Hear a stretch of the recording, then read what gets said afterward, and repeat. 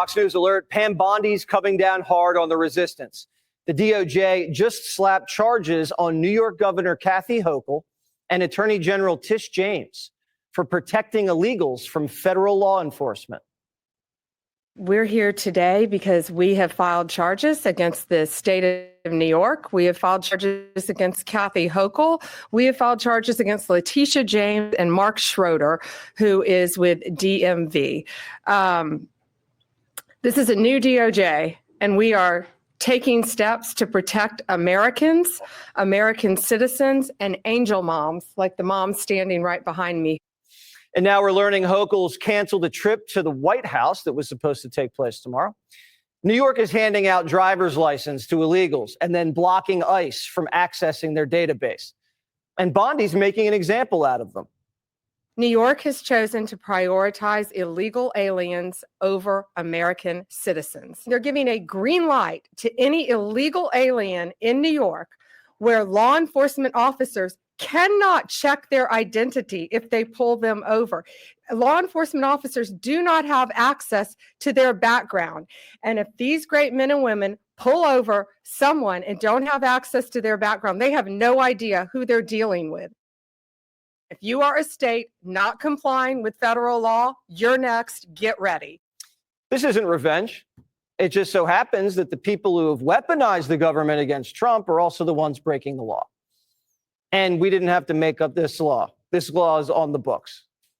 And relax, MSNBC. They're not trying to throw Tish James in jail or bankrupt her. This isn't a civil or even criminal case. They just want her to do her job and protect American citizens over illegal aliens. George Washington law professor and constitutional law attorney Jonathan Turley is here. So this is really Tish James in court with the feds now for the rest of the year, at least, because she's been breaking the law and sabotaging the federal effort to go get these aliens out of here.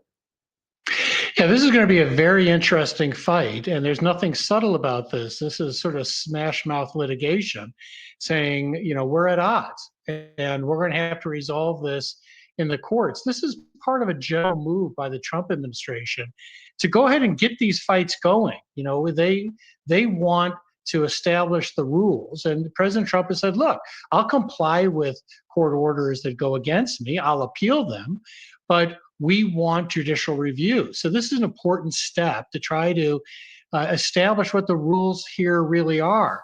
One of the interesting aspects about the case against New York is that its law has a provision that is called a tip-off provision, so that an unlawful immigrant is told whether the federal authorities have inquired about your status.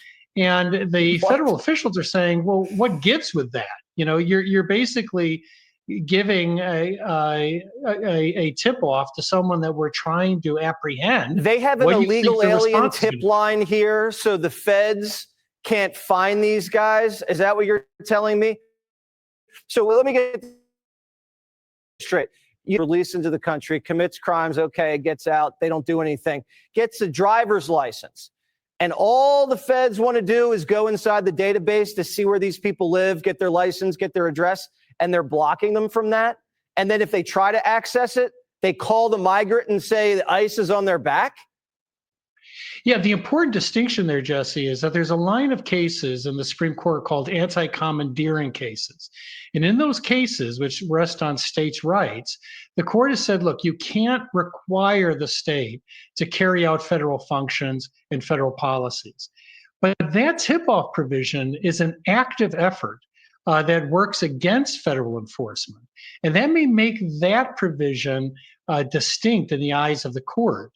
So all of this has got to shake out in the courts, but at the same time, it's important for Congress to focus on grants and funding of cities and states.